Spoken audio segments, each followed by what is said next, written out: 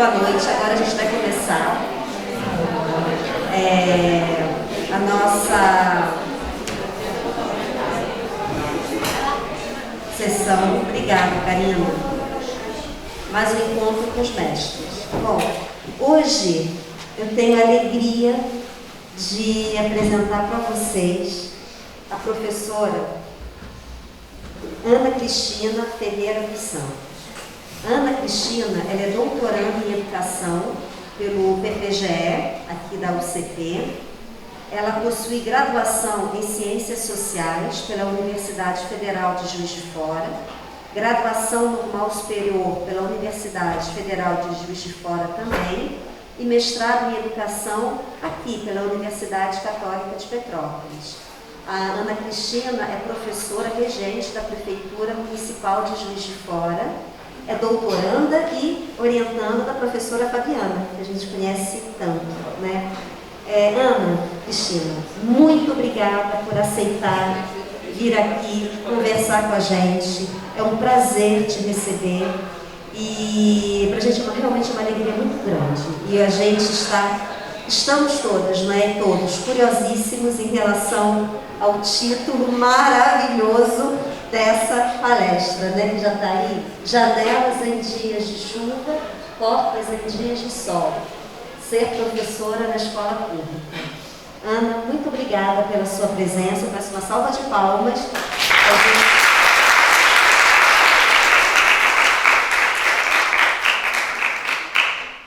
E a mãe da Ana também está presente. Muito obrigada pela sua presença.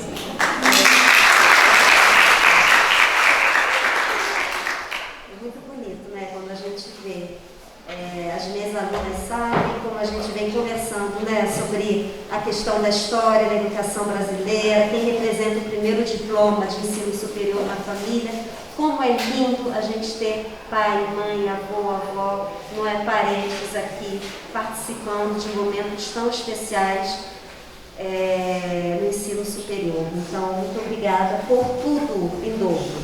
Ana, a palavra é sua.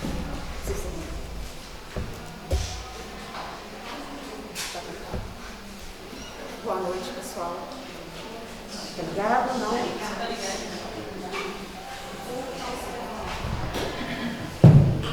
Boa noite, pessoal. Eu estou muito emocionada, né, porque fazem 11 anos e 9 dias que eu estava aqui nesse salão, nesse auditório, defendendo a minha dissertação de mestrado. Então, um filme está passando aqui na minha cabeça, né? E aí, estou aqui eu de novo como doutorando. E eu me lembro que quando eu terminei o mestrado, eu falei com o meu orientador, o professor Antônio Flávio, que eu nunca mais ia ler um livro na minha vida, porque o que eu tinha feito, por que eu tinha enviado no mestrado, quem era essa pessoa louca que tinha feito mestrado, né? Para que isso? Mas enfim, estou aqui muito emocionada com isso tudo. Estou muito preocupada porque microfone, câmera, não são coisas que me deixam à vontade, né? Então, fico muito tensa, vocês vão perceber, né, que eu já estou tremendo aqui. E com esse convite da professora Débora também, que eu quero agradecer imensamente. Eu não sei se vai ser bom para vocês, mas para mim foi bom demais da conta ter recebido esse convite e as coisas e as possibilidades de pensar a minha vida, rever a minha história, de refletir sobre tudo que eu vivi até aqui, foi muito bom. E eu descobri que eu só estou aqui por causa da escola pública, porque eu me tornei professora da escola pública. E é sobre isso que eu quero conversar com vocês. Então, dá licença que eu vou tentar ficar um pouco mais à vontade.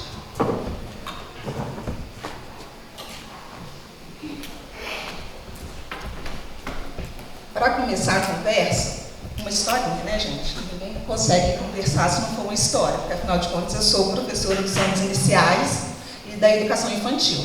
Vocês conhecem a Olga de Dias? Nunca viram nada dela? Vocês precisam entrar no Instagram dela e começar a acompanhar e comprar os livros que ela tem e levar esses livros para a escola. Fundamental.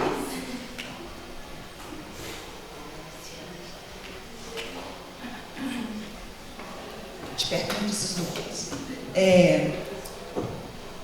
antes de nascer, ele já era diferente dos outros. Era cor-de-rosa e os outros eram brancos. O monstro rosa era grande e os outros eram pequenos. Ele sempre ria de qualquer bobagem, enquanto os outros não abriam o bico. Vivia num lugar onde tudo era branco. As árvores eram brancas, as casas eram brancas, as árvores eram brancas, até o chão era branco e uma nuvem branca cobria tudo. Quando eu brincava, o monstro rosa sempre perdia. Engraçado que meu computador está pequeno aqui, não sei o que aconteceu. E quando subia nas árvores, o monstro rosa caía. Ao anoitecer, todos iam para casa dormir. Monstro rosa não cabia em sua casa. Ele dormia ao chão abraçado a ela. E sonhava que descobria novos lugares. Até que um dia ele criou coragem para procurar outro lugar. Monstro rosa decidiu viajar. Deixou para trás a nuvem branca, as árvores brancas, as casas brancas e todos os outros. Monstro rosa transpôs montanhas de bicicleta, percorreu o mar num barco de papel. Quando chegou do outro lado, fez dele um chapéu. Chegou num deserto onde de dia se dormia e de noite se cantava. Passaram-se muitos dias, muitas noites, muitos dias, muitas noites, até que chegou num lugar onde fazia sol, às vezes chovia, outras vezes aparecia o arco-íris. Nesse lugar, ele conheceu muita gente, gente nova e bem diferente. Bicho-bolota, que em vez de andar, rolava sem parar. Pássaro amarelo, sabia cantar, voar e cantar. Monstro azul, com seus braços compridos, abraçava melhor os amigos queridos. Rã de três olhos, quando saltava, para todo lado ela olhava. Todos viviam brincando e cantando, não sei se é isso mesmo. Todos viviam brincando o dia inteiro. E à noite iam para casa dormir. Monstro rosa ficou morando nesse lugar. E agora sorria sem parar. Bem-vindos. Para quem vocês acham que ele está dando essa saudação? Uma pergunta. Para quem? Para as pessoas que se sentem diferentes. Para quem?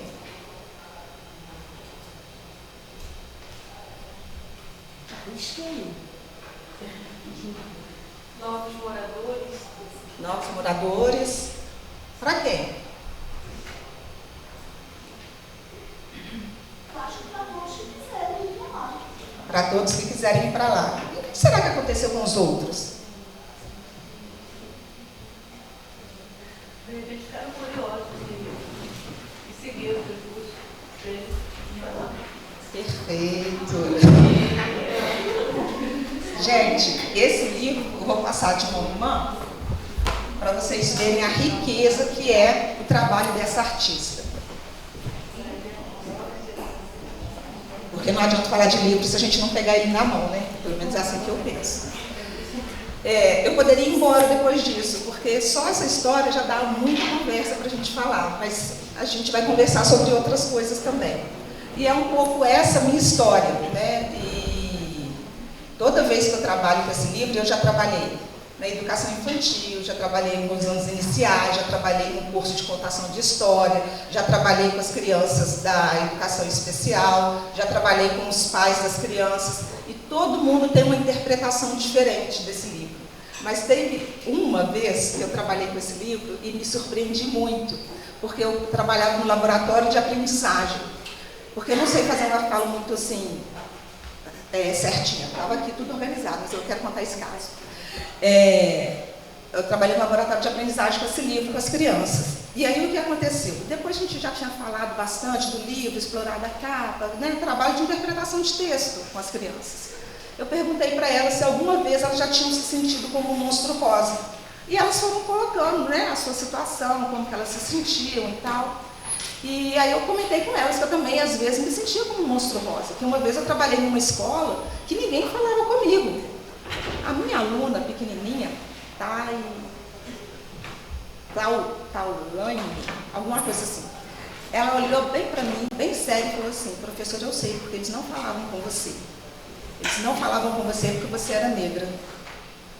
Aí eu falei assim: olha, gente, como é que as crianças estão melhorando, como que elas estão conseguindo verbalizar certas coisas, e isso foi muito importante. No outro momento, eu estava trabalhando com esse mesmo livro, no AEE, né, que é onde eu trabalho atualmente, no atendimento educacional especializado, na sala de recursos multifuncionais, e a minha aluna com deficiência intelectual falou assim comigo: Ana Cristina, mas se o monstro rosa nasceu e já era diferente, cadê a mãe dele? Gente, eu já trabalhei com esse livro, eu não sei aí a data que está aí na capa, quando eu comprei, há muitos anos. No ano passado foi a primeira vez que alguém me perguntou pela mãe do monstro rosa, porque não tem figura, não tem mãe, não tem pai, ele nasceu, né? E aí, assim, quanto que a possibilidade de trabalhar com histórias, com literatura, faz bem para a gente poder ampliar o nosso repertório, né?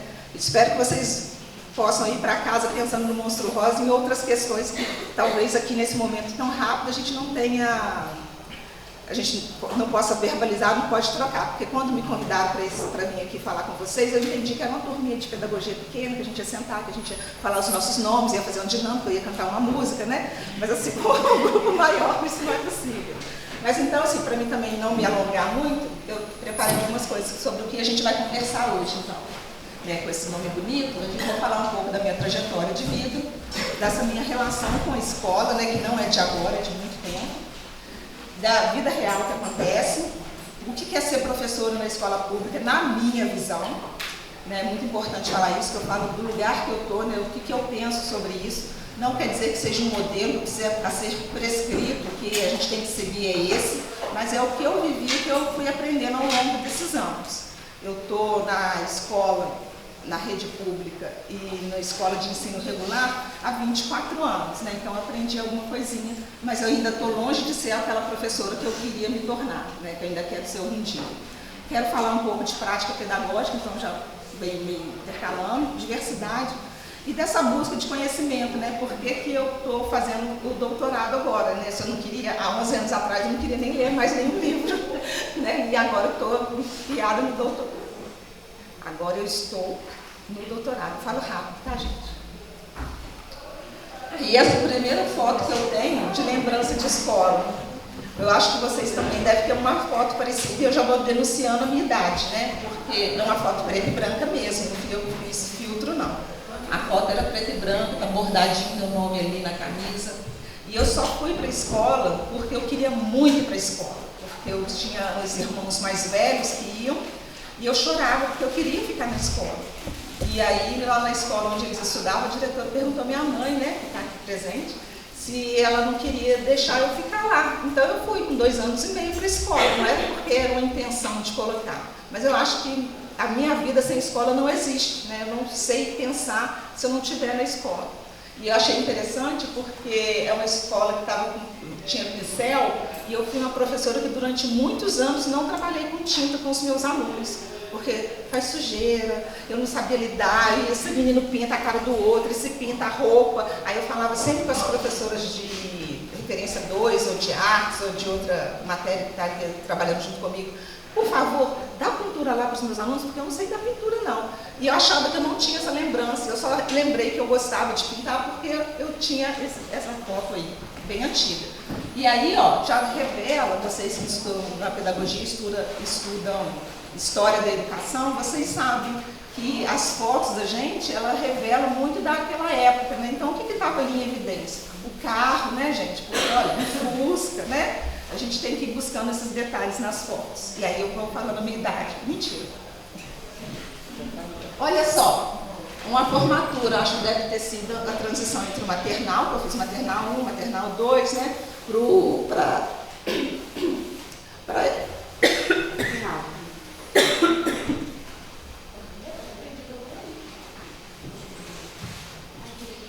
a educação infantil. Então, lá, o que está em evidência? A expansão do plano telefônico, né? Vocês lembram disso? Não, né? Que todo mundo aqui é novo, né? Ninguém aqui passa dos 18 como eu. Então, tinha um telefone ali, ó. O que tem nas fotos das crianças que a gente tira na escola hoje? Quem aqui trabalha na escola? Levanta a mão para mim quem trabalha na escola. Deixa eu pôr meu assistente aqui, eu estou com vergonha dele, mas eu vou pôr. Então, o que tem nas fotos que a gente monta o painel? Hein? Eu trabalhei no bloco do painel, ou na sala, ou no parquinho, ou na jardim da natureza, no painel. Coloca as crianças no ambiente que eu escolhi e tira foto. Perfeito.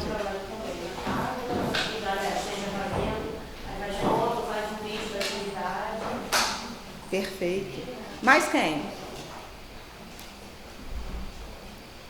Não?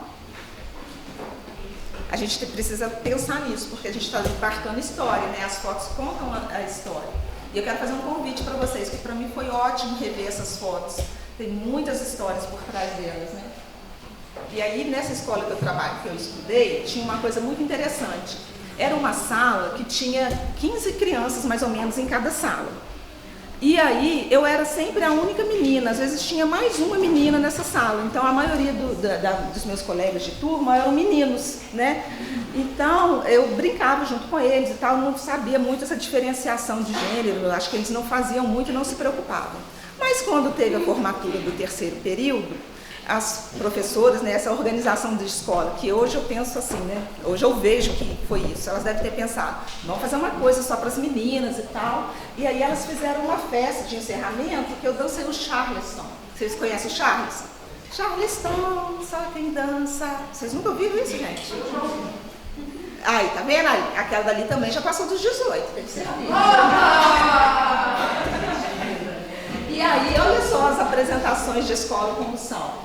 Todo mundo descoordenado, porque eu não conhecia nenhuma dessas garotas. Eu só encontrei com elas no dia da apresentação e no dia da prova da roupa. Eu me lembro direitinho, esse vestido ficou lá em casa durante muito tempo, né? Eu tinha esse vestido lá em casa.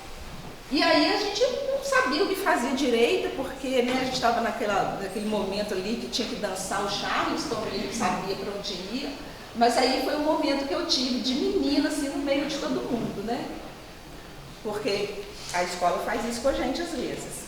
Eu tive uma professora, Cátia, do primeiro ano, professora de alfabetização. Eu esqueci de falar com vocês, que era para vocês repararem nas minhas trancinhas, que nunca estavam no lugar. Mas agora já foi. A professora Cátia, eu me lembro muito dela, porque ela era uma professora muito alegre. E ela, assim, falava da escrita, e ajudava a gente a escrever no caderno, que tinha a capa da Turma da Mônica, um caderno de capa dura que a gente ganhava. A gente teve uma festa, assim, que a gente ganhou aquele caderno, a gente escrevia com lápis. Era uma coisa, assim, fantástica. Tive esse caderno durante muito tempo. A professora Sônia, que era uma explosão de alegria. Nesse dia aí, a gente foi... Era uma festa na escola, então eu não era mais no infantil, porque o infantil vestia aquela roupinha ali que era um aventalzinho, né? Quem estudou História da Educação lembra, né? O jardim de infância, a gente tinha um aventalzinho.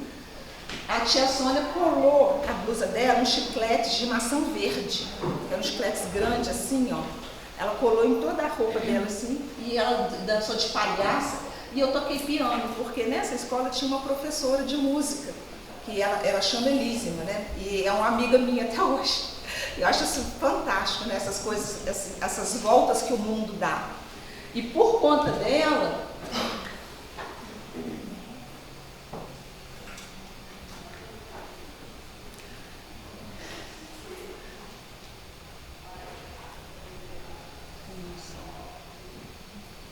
e aí, nesse dia,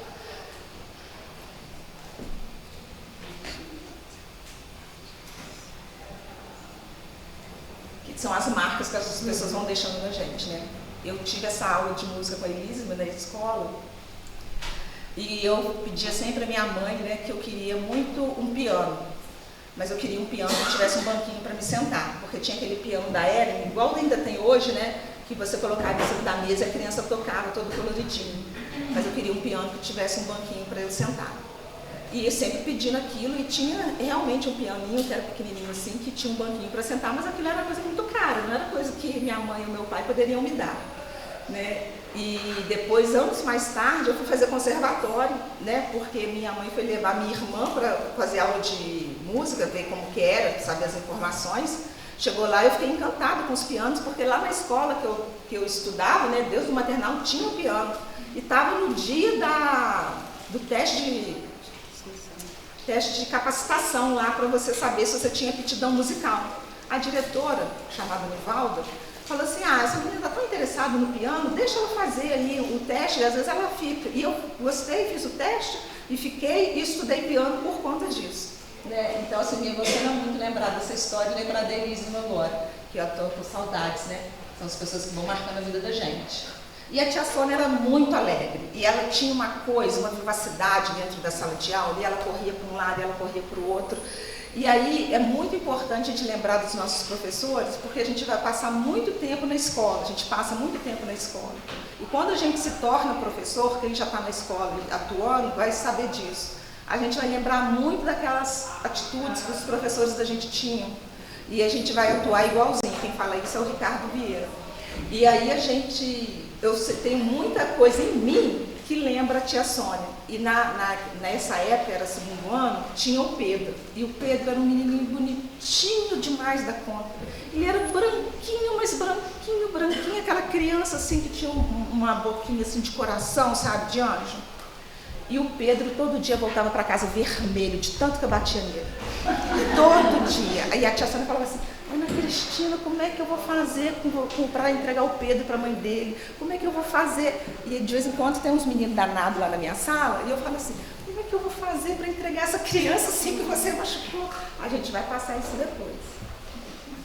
Era uma escola católica, com certeza. A gente fazia a primeira comunhão na escola, né?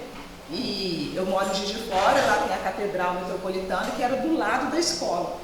Né? E aí esse era o cônego Falabella, que fez a primeira Eucaristia, e aí ele rezou, né? Bendita teu fruto entre os homens, né? E eu era essa menina aí, a única negra no meio desses meninos todos brancos, que era a minha sala.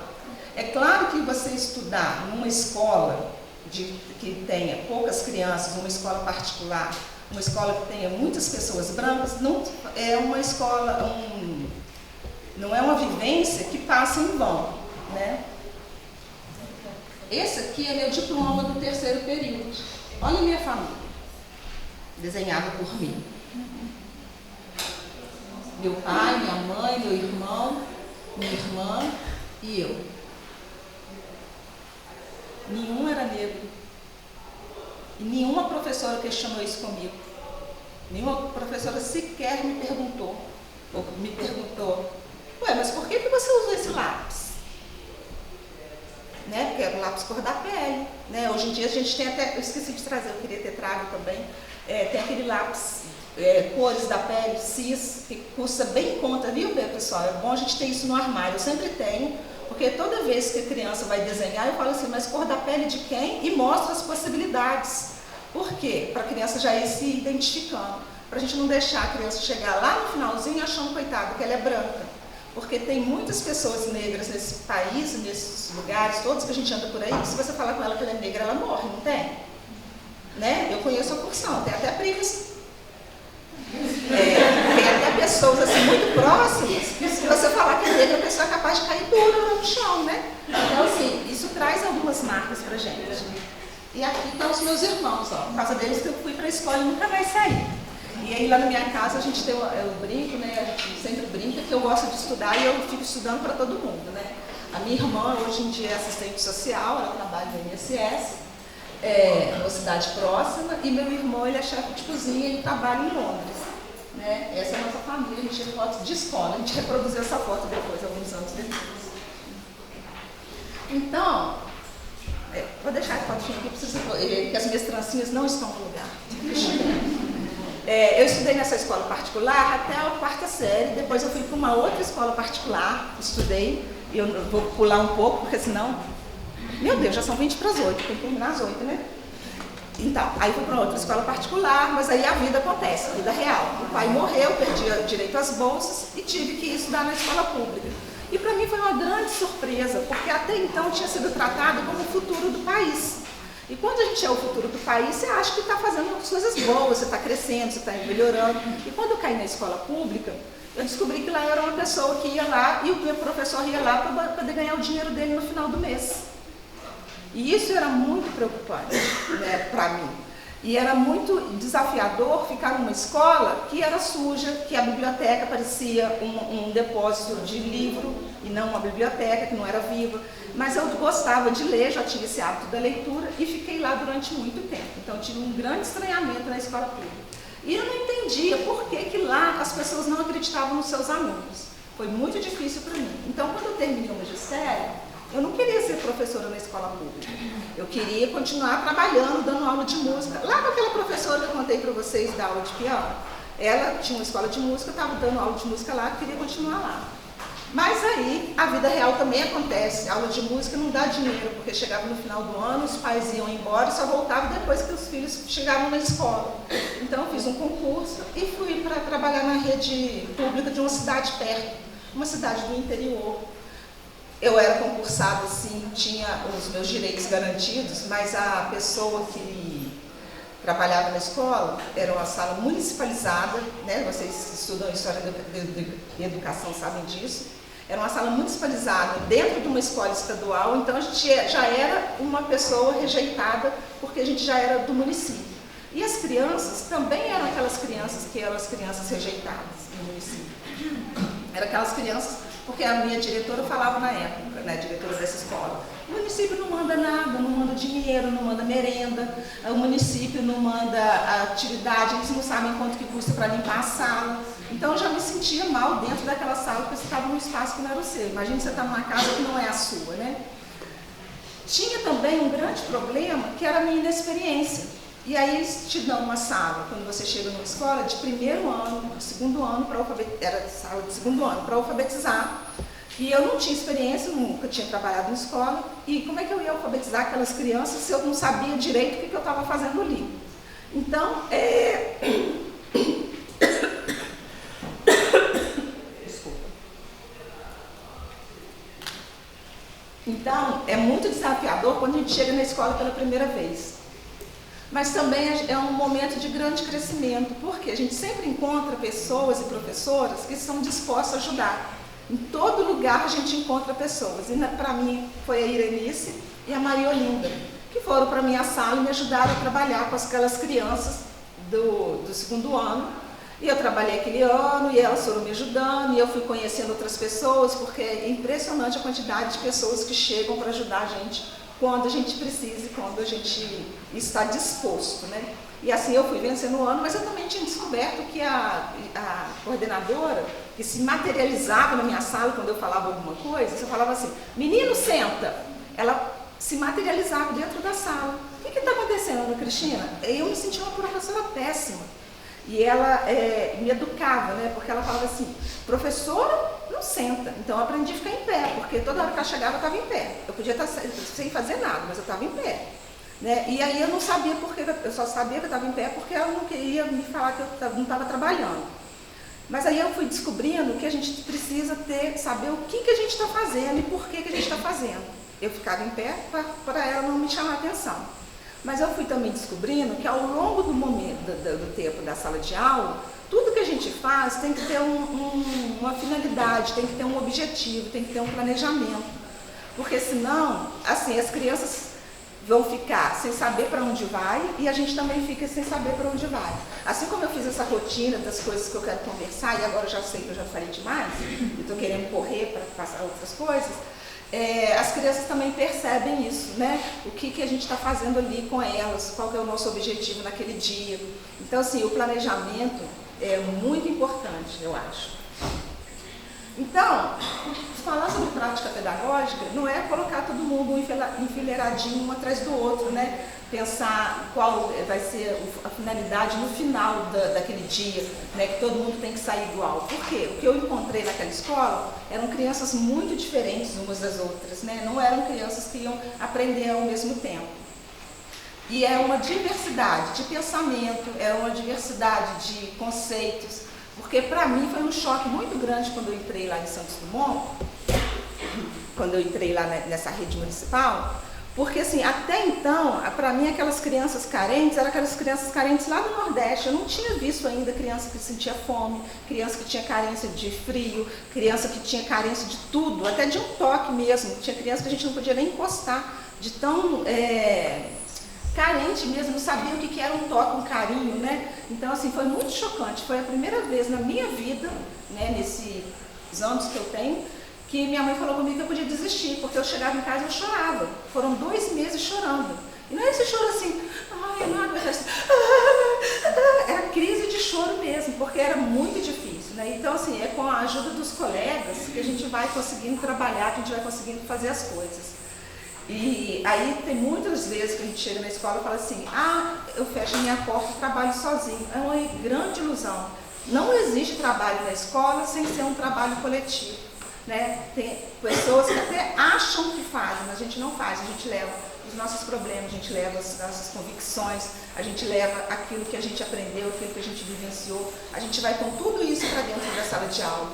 Chega lá, o menino vai também com tudo aquilo que ele aprendeu. A gente vai cheio de planos, achando que a gente vai criar com eles, que a gente vai doar, e não é nada disso. É eles que vão trabalhar e eles que vão trazer para a gente o que eram. Eu me lembro que lá na minha casa, eu pensava assim, eu tenho que ter um mimeógrafo, porque eu sou dessa época, né, do mimeógrafo. Vocês conhecem? Cheirinho de álcool? Não, né? Conhece? Tem gente mais de 18 lá atrás também. Na minha casa, todo mundo sabe rodar mimeógrafo.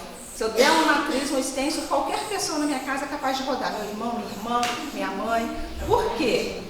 Precisava de ajuda, né? Porque até uma pesquisa que eu queria muito fazer algum dia, né? Porque não existe escola sem aquela figura central que é o marido, o pai, a irmã, a mãe da professora, gente. Porque a professora não vai sozinha, tem que ter os parentes juntos para poder ajudar. Eu chegava da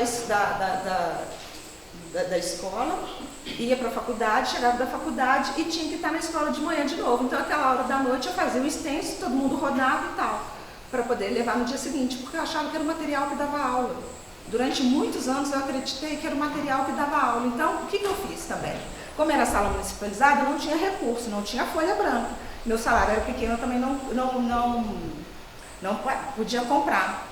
Fiz um acordo com o pessoal do Xerox, que aí eles faziam assim, lá um Xerox que tinha na galeria lá de Juiz de Fora. O que as pessoas não buscavam, eu pegava e eu usava no verso para poder imprimir atividade para as minhas crianças, porque eu achava que se eu desse muita atividade na folha, elas iam aprender a ler, escrever, iam fazer as coisas, aí a minha aula ia ser top de linha. E assim eu fazia, então eu tinha muita folha dessas de rascunho para poder fazer as atividades, a gente rodava e levava, e era aquela confusão toda, mas as crianças também não aprendiam assim. Elas também tinham dificuldade, também tinha aquelas que não conseguiam, apesar de todo o meu esforço, de todas as matrizes retinhas, bonitinhas, tinha as crianças que não aprendiam assim. Por que eu estou falando isso? Depois de um tempo, eu achei que eram aquelas coleções que davam aula. Eu falei assim, não, se eu tiver aquela coleção dia a dia do professor, eu tinha, da educação infantil, eu tinha a coleção dia a dia do professor do primeiro ano, era a primeira série, eu acho, primeira série, segunda série, não sei, eu sei que tinha até a quarta.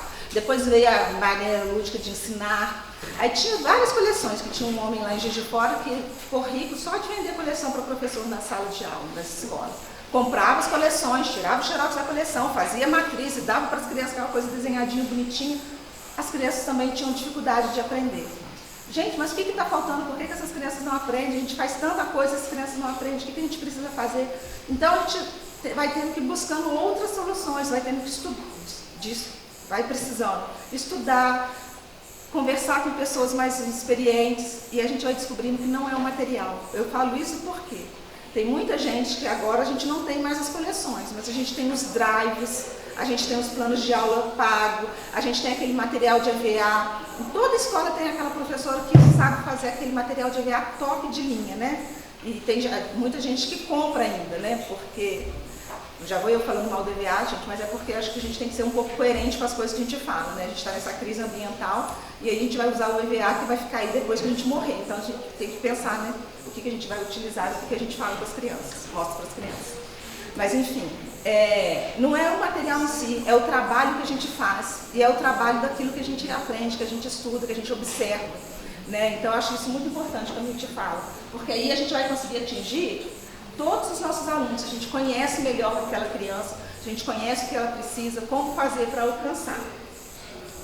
Então o meu compromisso é com as crianças, né?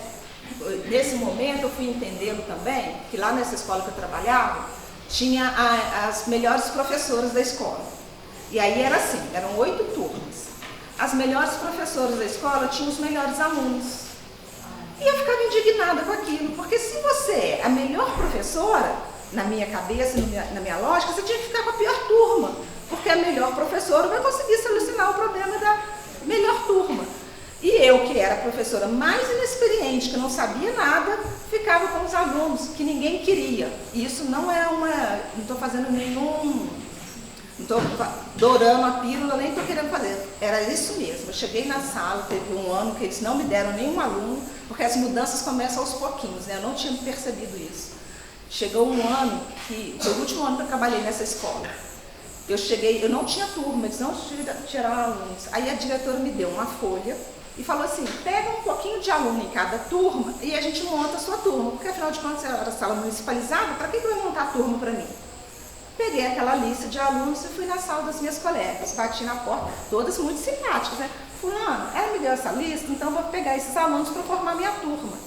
Aí a colega falava, não, Ana Cristina, esses alunos não, fulano é bom, fulano é bom, fulano é bom, você não vai levar não, você vai levar esse que eu não quero. Nas 7 salas que eu passei, foi a mesma conversa, eu não quero esses alunos. E foi ali que eu fui para terapia, né? Porque a gente precisa de ter uma coisa assim. Eu fiquei com uma turma de 24 crianças que ninguém queria. E aquilo assim me chocou muito, né? Eu fiquei sem saber como trabalhar, porque eram 24 crianças que tinham as dificuldades, assim, que hoje eu vejo que eu poderia ter feito um trabalho muito melhor se eu soubesse o que eu sei hoje, mas hoje eu não estou mais lá com eles, né? Então eu só posso pedir desculpa e tentar fazer o melhor daqui para frente com esses que eu tenho agora, né? Porque para aqueles já foi, já passou. Então eu fiquei com aquela turma com 24 crianças, com muita dificuldade, e trabalhei com eles o ano inteiro, e a dificuldade era tamanho, foi o penúltimo ano, gente. Que no final do ano, metade da turma foi aprovada, metade da turma teve que ser retida, porque não tinha condições mesmo de passar. E ali começou a mudança. Aí sim que foi o último ano que eu trabalhei. E aí eu quero mostrar para vocês a metade da turma que ficou. Era essa daí, ó. Aí ficaram uma turma de 12 crianças, me parece, e aí tinha só 2 meninas, né? E aí, lembra aquela historinha que eu contei lá, de ter sido aluna na turma de meninos, e que só tinham poucas meninas? Era essa turma de meninos. O que repara aí quando vocês veem essa turma de meninos? Só tinha um branco. Não, de vez atrás. E a maioria era negros. A maioria era negros. E aí essa turminha ficou, e aí naquela porta, ela dá para o pátio. Não era uma sala de aula, é como se fosse esse anfiteatro, e aqui tinha uma divisória. Nessa divisória, para cá eu trabalhava e para lá era o pátio, a merenda, o recreio. Tinha dias que eles resolviam fazer atividades de manhã, então eles desmontavam a minha sala, que tinha uns cartazes colados, eles desmontavam a sala, e eu chegava para trabalhar, não tinha um cartaz, não tinha nada para essas crianças, porque era aquele cantinho da escola que eles ficavam trabalhando. Cantinho da exclusão. Total.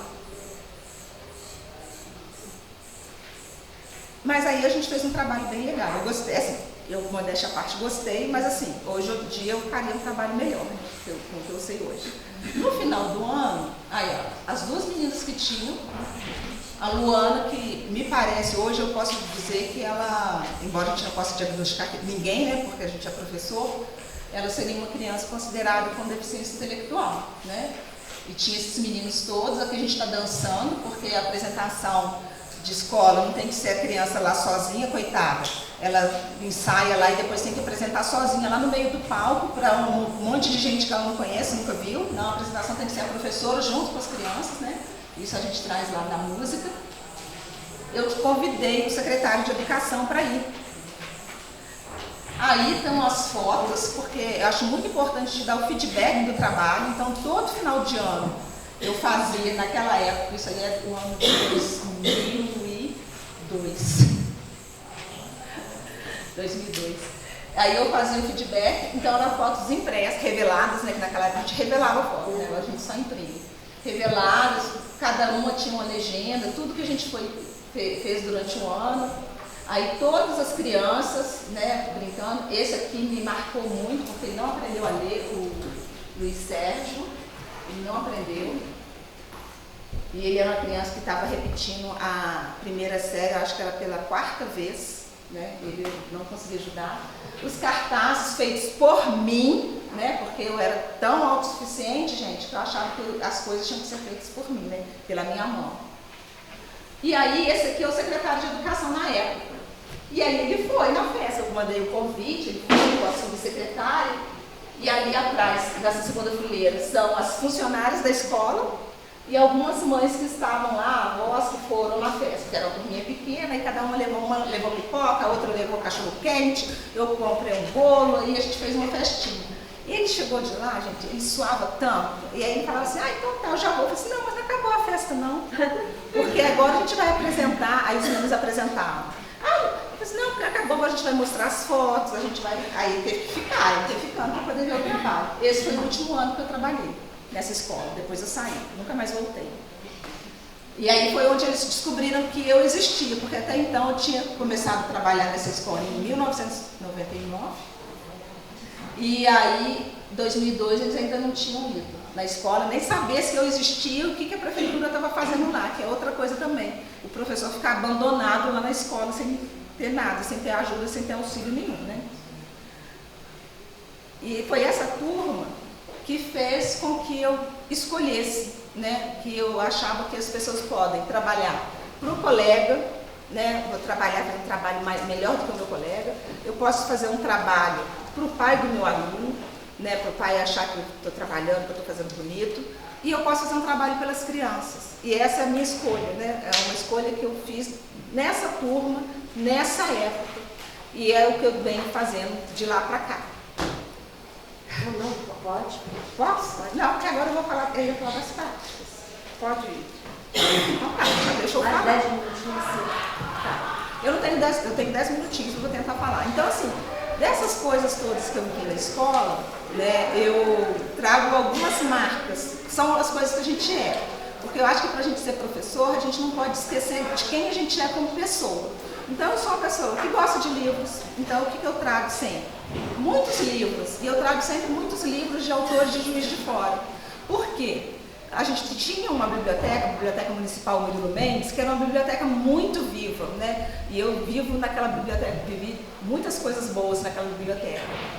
E lá a gente tem muitos autores, e quando você trabalha com o autor da sua cidade, é muito mais fácil de você dar um telefonema, fulano, estou trabalhando com o seu livro, as crianças estão perguntando, ele grava um vídeo, ele mostra, você fala, olha, esse livro aqui é do autor aqui da nossa cidade, a criança se sente valorizada, você está formando público também, então eu sempre trabalho com muitos livros, até trouxe 2 livros de autores de Juiz de Fora para a gente sortear no final.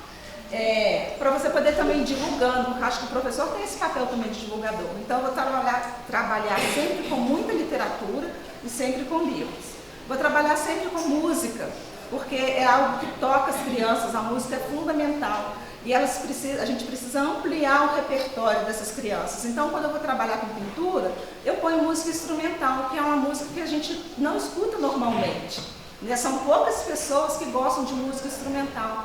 Então a gente pode aproveitar esse momento da pintura, trabalha uma música instrumental, a gente pode aproveitar um outro momento de relaxamento, trabalha uma música instrumental para as crianças aprenderem a diversificar o som, né? A sonoridade, aquele acorde que emociona, aquela música que toca o coração da gente quando a gente ouve, que dá vontade da gente chorar. É muito importante isso, eu acho, né, gente? Então, assim, estou falando de mim, coisas que eu penso que são importantes.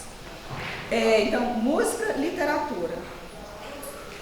E de brincadeira, né? Porque eu acho que brincar é o fundamental. Tanto é que o eixo da educação infantil são as interações e as brincadeiras. E nesse brincar vai tudo. E aí eu quero mostrar aqui uma prática, rapidinho, sobre como que o brincar, e a minha prática mudou daquela época que eu achava que eu tinha que levar tudo pronto para as crianças, que eu tinha que fazer os cartazes, né? Porque eu achava que o meu trabalho que era bonito, eu coloria tudo e tal, e o que eu tenho feito agora, né, ultimamente. Então, isso aqui é um trabalho sobre o brincar.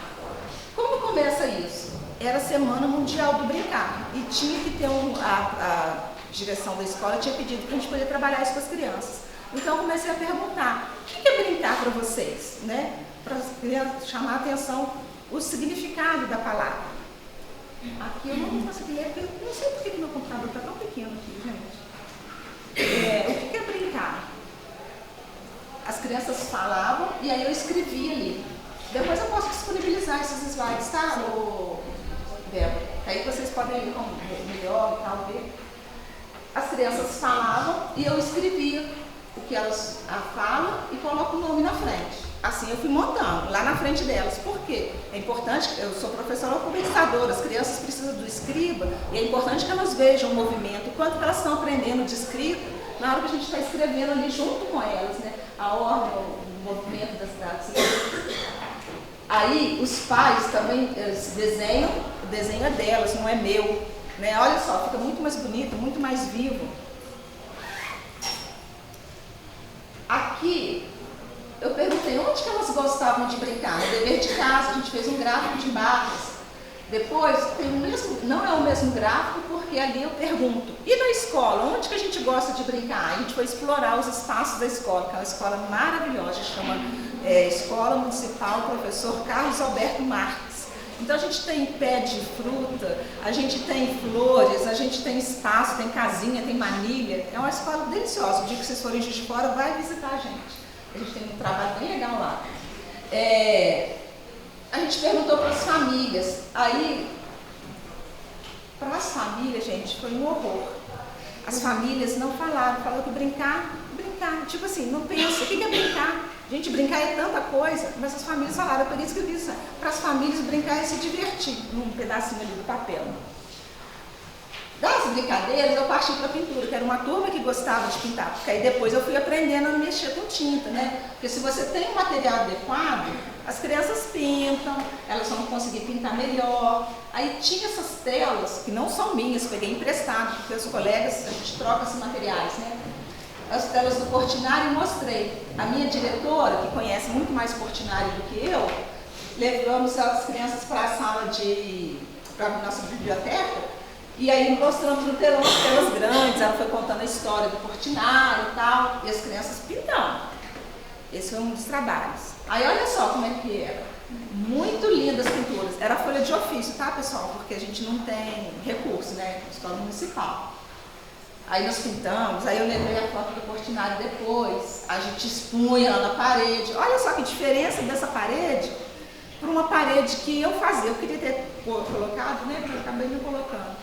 Eu poderia ter colocado a pintura, a parede que era, quando eu achava que eu tinha que levar o material pronto, para essas paredes que eu vejo agora. Porque ontem, quando eu estava selecionando as fotos, eu vejo a evolução do trabalho que a gente faz, quando a gente acredita na mão da criança, porque a minha mão pode ser linda, gente, o meu trabalho pode ser lindo, mas a mão da criança é muito mais bonita, e a criança se sente tão valorizada quando é o trabalho dela que coloca lá, e ela vai vendo o progresso que ela tem, né, sempre dando feedback também, acho que isso é muito importante.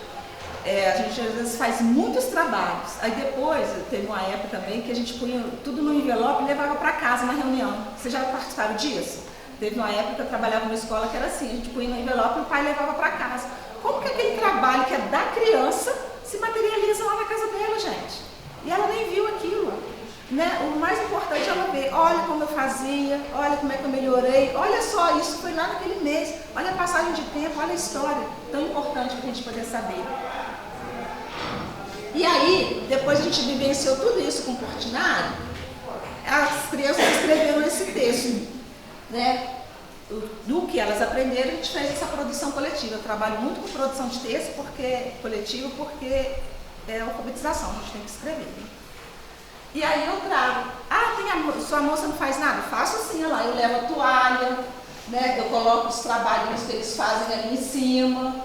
Tem uma parte, olha lá, essa era a minha sala de aula, olha que espetáculo, gente. Ela fica no segundo andar e dali a gente fica vendo as árvores. E aí tem dia que aparece tucano, tem dia que aparece mico, tem dia que tem umas maritacas chato que fica gritando também, tem também. É uma delícia essa escola. E aí a gente trouxe outras pinturas e tal, para poder falar de brincar, que não é só coisa.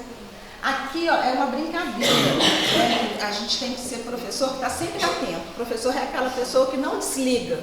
Né? Assim como as crianças estão lá brincando, ouvindo a conversa do pai e da mãe, o professor também tem que ser essa pessoa que está fazendo alguma coisa lá na mesa e as crianças estão brincando. Eu não assisto Masterchef, mas um dia eu estava lá corrigindo o dever e estou vendo as crianças brincando de restaurante, que não sei o que vai fazer isso, que vai fazer aquilo outro.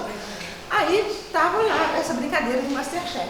Aí ela falou assim, vamos servir o restaurante, cadê a comida? Traz a comida aí. Eu falei assim, opa, não vai trazer a comida não, mas como é que ele vai trazer a comida se você não mostrou o cardápio? Aí lá tem um papelzinho lá qualquer, gente, ó, tem que escrever o cardápio. Aí 3 crianças, não foi a sala toda, era uma sala de 17. 3 crianças pegaram aquela folha e foram sentar para poder escrever o cardápio. Que era esse cardápio aí, que é meia folha de ofício, de rascunho que estava lá, e elas começaram a escrever. A Helena, a Ludmila e tinha um menino, que eu estou lembrando. Começaram a escrever o cardápio que ia ter, e vai ter isso, não vai, como é que escreve isso, como é que escreve aquilo, e os outros brincando. Essa brincadeira do resumindo, a brincadeira do Masterchef rodou quase 15 dias. Eles brincando com aquilo, aí ele acabava aquela brincadeira, guardava o cardápio, quando chegava no dia seguinte, professora, cadê o cardápio? Aí eu colocava e eles acrescentavam coisas, tiravam coisas, e a turma foi ficando envolvida com essa brincadeira do Masterchef. E aí eu fui do restaurante, que aí já virou restaurante, que aí já tinha que pôr a mesa, aí tinha o garçom e tal, foi uma bacana. Aí eu aproveitei, aí eu fiz o dever de casa, porque assim, para a gente poder mandar o dever de casa, não é qualquer coisa que a gente manda para casa, as coisas precisam ter significado, um significado para a criança, porque senão ela vai lá, completa aquilo, igual a gente não faz às vezes as coisas assim, vamos fazer isso logo só para terminar, né? A gente passa um paninho assim só para terminar logo. Aí tinha o dever de casa, que era algo que as crianças poderiam fazer sozinhas em casa. Aí depois, na época da pandemia, né, gente, a gente brincou com um cantinho na praia, que é uma brincadeira que eles gostaram muito, mas que eu também acho que dá para reproduzir. É pegar um cantinho e fazer na praia. Então, a criança ainda é vista de cima? Em muitas escolas, sim. Mas eu acho que a gente tem que apostar em abaixar e olhar a criança nos olhos, ver o que ela está pedindo, o que ela tem a dizer para a gente, e aí sim a gente vai trabalhar junto, aí sim a gente vai crescer. E para quem estava curioso sobre o título da palestra, né, Janelas em Dia de Chuva e Portas em Dia de Sol, no dia que eu fui convidada para dar essa palestra, eu tinha lido esse trecho na tese de um amigo, e a gente conversou muito de manhã, e ele chorou porque eu mostrei esse trecho da tese dele, né, e ele falou assim, nossa, não lembrava disso. Porque eu acho que ser professor na escola pública, né, é um pouco disso. É você trazer as crianças para dentro quando está chovendo, ensinar, incentivar e falar, e mostrar que o mundo é possível, que tem coisas lindas. E quando tiver aquele dia de sol que você abrir a porta, deixar aquela criançada sair correndo, porque não tem coisa mais gostosa do que você sair correndo pela porta num dia de sol. Com as crianças, muitas e diferentes, temperamento, afetividades, aprendi que a força e a potência de um abraço e o desejo de estar juntos são fundamentais para a partilha da vida e para a construção de aprendizagens significativas. As crianças foram para mim como janelas em dias de chuva e portas em dias de sol, sempre me levando a outros lugares, tirando meu chão, fazendo-me pensar uma vez mais, procurar, investigar, não me conformar, enfim, prosseguir. E é por isso que eu estou fazendo o doutorado, é por isso que eu fiz o mestrado, é porque as crianças que tiram a gente do chão, são as crianças que levam a gente para frente, que é por isso que a gente está na escola pública, para poder ir para frente e seguir. Obrigada.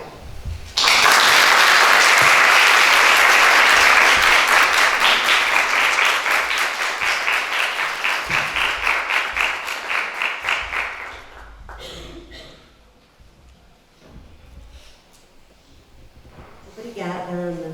E é por isso que a gente te convidou, que a gente precisava ouvir o que você tinha para compartilhar com a gente. Eu imagino que tinha muitas questões, mas vários momentos eu via essas pessoas sorrindo, eu acho que lembrando um pouco da própria trajetória. E antes de passar o microfone para a turma, uma coisa que me chamou muito a atenção na sua fala, Ana, eu não sei se vocês perceberam isso, para mim essa é uma reflexão que eu acho muito importante, né, da gente fazer. Você ressaltou a importância para quem é professor, pensa ser professor, para quem tem essa responsabilidade de estar com outras pessoas numa sala de aula, né? Você falou sobre a necessidade da gente relembrar o aluno que a gente foi, relembrar a pessoa, não é, que sentou nos bancos escolares tendo um professor na sala de aula. Então você trazer as fotos de você, né, na educação infantil, fazer uma reflexão sobre essas fotos, como você era, como se sentia, como isso foi importante para a sua prática pedagógica como professora, né? Relembrar a criança que se foi para pensar o professor que a gente pensa ser e talvez o professor que a gente perceba que não deva ser, né? Então, quando você convidou a turma a olhar, buscar essas fotos nos álbuns, não é, de família, procurem essas fotos. Eu acho que isso é um trabalho muito importante, refletir, né?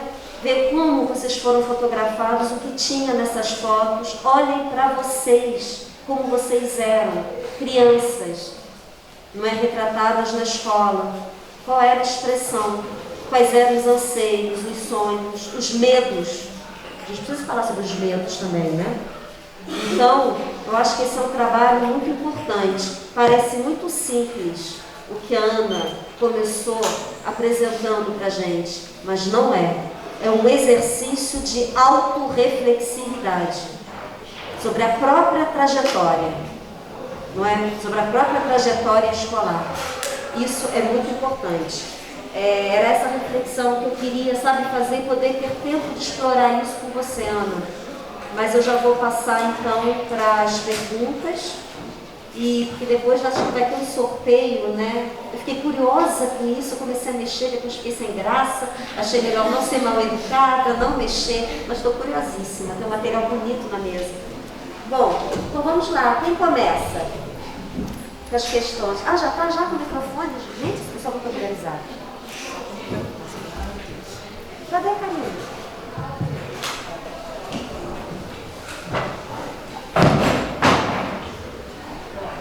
Boa noite, Ana. Meu nome é Gabriele e eu vi você contando da história, né, que quando você começou, assim que você começou, sua primeira experiência já foi meio forte, né, meio impactante. E eu estou passando por uma situação muito parecida. Eu estou vivendo a minha primeira experiência mais perto do que é ser professora, sendo estagiária de uma criança que ninguém quer. Essa é a realidade. Ele não tem, é uma inclusão que não tem diagnóstico, né? Não uma investigação de TDAH e TOD, mas como ele não tem diagnóstico, ele não tem tratamento, ele não tem sala de recurso, ele não tem nada. E a gente vê claramente que a família acha que a escola é um depósito, tipo, eu deixo ele aqui e vou viver a minha vida, sabe? Não se preocupa com nada, claramente não está preocupado com o aprendizado dele, ou enfim, com a criança que ele é e com as necessidades que ele tem. E aí, assim, eu não sei exatamente como perguntar, mas acredito que pela a minha frase você vai entender o que eu estou querendo, o que eu estou buscando.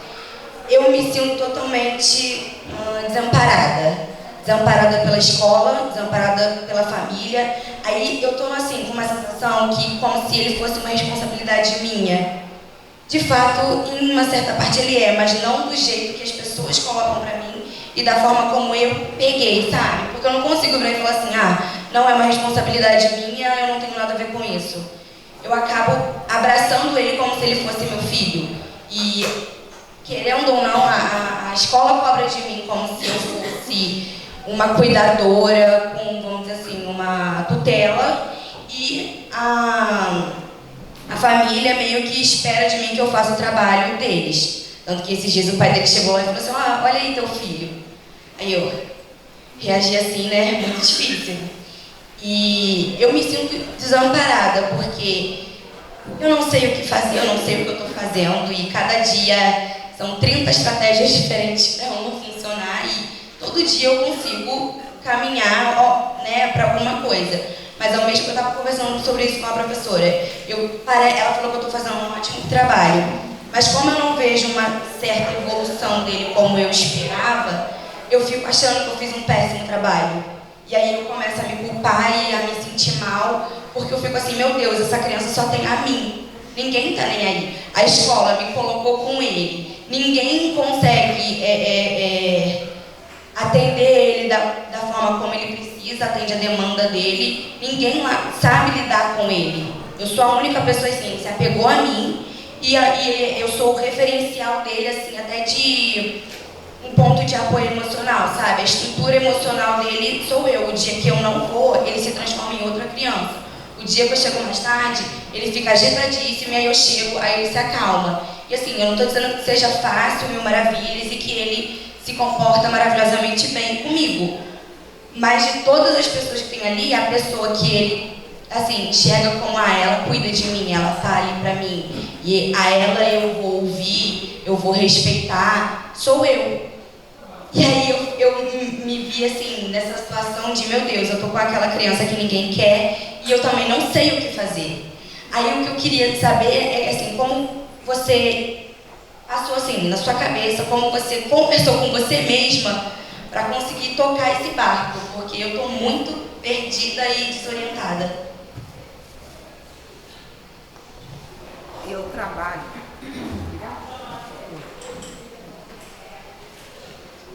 Não sei fazer essas coisas, gente.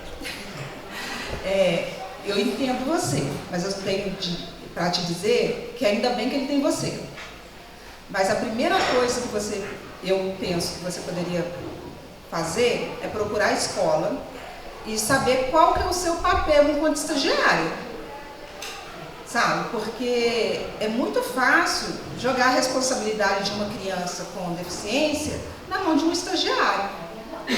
É muito fácil eu pôr lá seu filho e você carrega essa culpa de eu não estou cuidando dele, eu não estou fazendo. Porque eu acho que você está fazendo um bom trabalho. Tem outra questão que é os limites que a gente tem enquanto professora, enquanto mãe, enquanto escola. Todo mundo tem os seus limites, né? A família também tem os seus limites, às vezes não aceita a criança com deficiência, às vezes não trata, igual você falou que não acompanha, né? Porque a escola tem que acionar essa família para poder ver o que precisa para essa criança, não é diagnosticar, porque a gente não vai fazer diagnóstico de nenhuma criança, mas chamar para conversar. A gente está reparando que está tendo esse comportamento, descrever os comportamentos que a criança tem, descrever como que ela, os níveis de aprendizagem que ela tem, o que ela alcança ou não, mas também penso que é importante assim, estabelecer até onde dá para ir.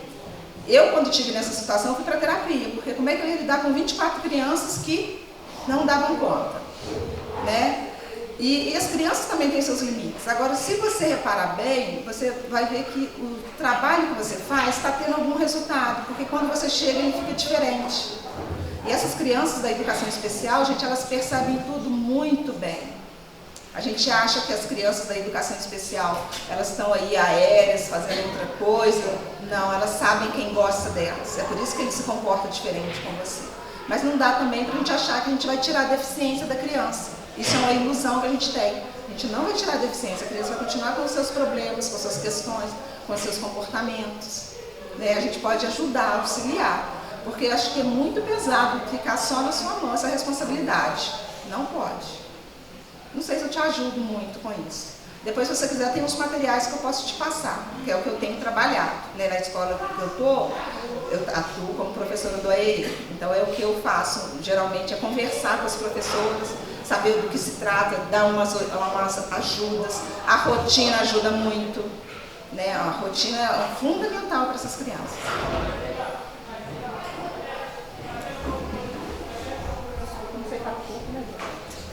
Não, está ótimo. Eu vou perguntar se a escola pública para você foi uma escolha ou foi um acaso? E se foi uma escolha, por que escolher a escola pública e não a particular? Tipo, para saber se você prefere a pública, a particular, ou é tudo a mesma coisa.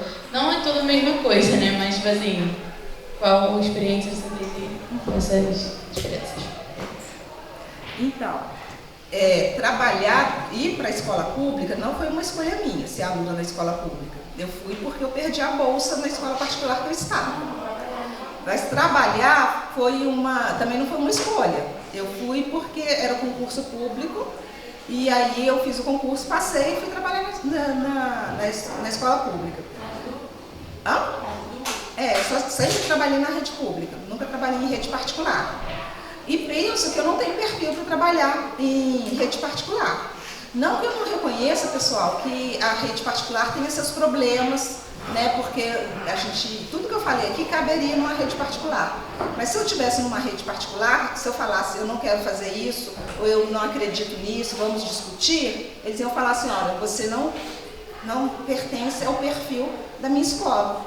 A porta da rua é serventia da casa, eu chamo para você. Né? Então, assim, eu acredito na escola pública e eu luto por ela. Então, assim, é uma escolha mesmo ficar na rede pública.